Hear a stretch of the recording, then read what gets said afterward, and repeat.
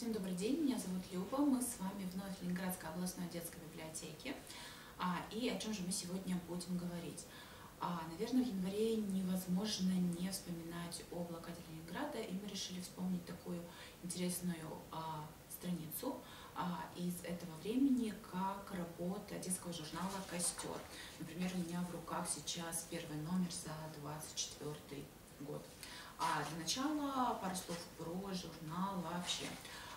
Наверняка многие из вас видели, но если вдруг вы еще не знакомы, то обязательно приходите к нам в библиотеку. У нас есть как самые свежие номера, так и архивная подборка старых номеров, которые вы можете у нас полистать в режиме читального зала.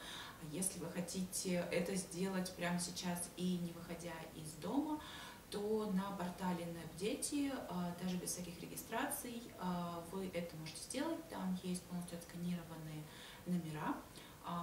Поэтому, пожалуйста, читайте, смотрите и любуйтесь прекрасным журналом «Костер». Он основан при издательстве «Детская литература» в 1936 году. Самым первым редактором был нам всеми известный Самуил Яковлевич Маршак.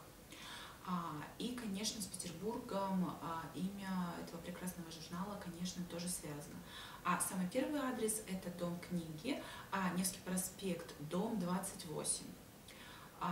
Но главным военным адресом, соответственно, уже в военное время и во время блокады, это Ленинградский дворец пионеров, Невский проспект 39, где как раз в блокаду располагалась редакция журнала. Кстати, в самое страшное время блокады редакция журнала состояла всего из 3 человек, представляете? Соответственно, это технический редактор, курьер, и Наталья Владимировна Теребинская, это молодая писательница, сотрудник журнала, и она стала заместителем редактора. И именно благодаря Наталье Владимировне, которая собственноручно зимой через Ленинград на санках возила от авторов и от художников материал сначала в редакцию, а потом уже обработанный материал в типографию, мы можем сказать, что журнал жила его печатная версия. Мы знаем, что зима 1942 года была одной из самых страшных в блокаде, и было принято решение читать журнал по радио, и, соответственно, через репродукторы, которые висят по городу, через радио жители могли слышать. Каждый четверг в 15:00 диктор объявлял, что сейчас будет журнал «Костер», и все ребята, родители ждали, что это будет, и это помогло в какой-то мере поддерживать веру и не сломиться в том числе. Итак, о чем же писали в то время, когда журнал выходил? Кстати, печатная версия не выходила всего лишь с февраля 1942, а уже осенью 1942 она снова начала выходить, а именно радиопередачи держались целых 2 года и в прямом смысле поддерживали жителей. Сейчас, что выходит в журнале «Костер», опять же, вы можете познакомиться в нашей библиотеке. Что же печатали тогда? Тогда, конечно, обращали внимание и на историческое прошлое, на героическое прошлое нашей страны, конечно, любовь к стране, патриотизм. Это те темы, которые громче всего звучали в журналах.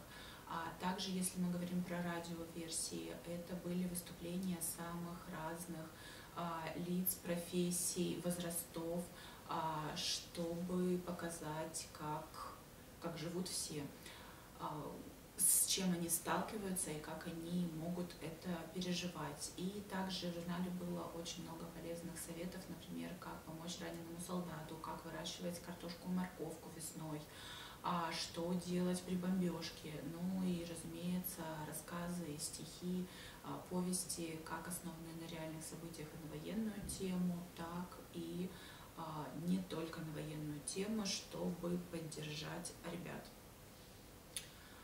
Ну, а я по-прежнему приглашаю вас в нашу Ленинградскую областную библиотеку на проспект РЗ-32, листать журнал «Костер» и не только. На что еще можно обратить внимание? У меня в руках 2005 год, журнал номер 7, и, соответственно, здесь есть статья из воспоминаний как раз той самой Натальи Телебинской, благодаря которой жил и журнал «Костер», и радиопередачи тоже.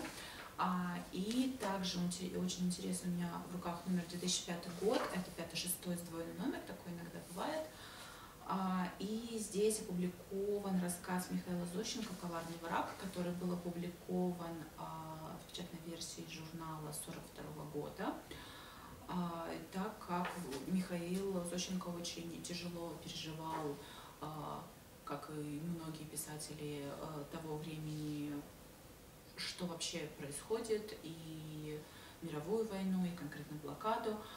И вот для поддержки ребят он написал такой рассказ, и вы можете его узнать как раз в этом самом номере. Поэтому приходите к нам в библиотеку, листайте журнал «Костер» и другие прекрасные книжки. До новых встреч!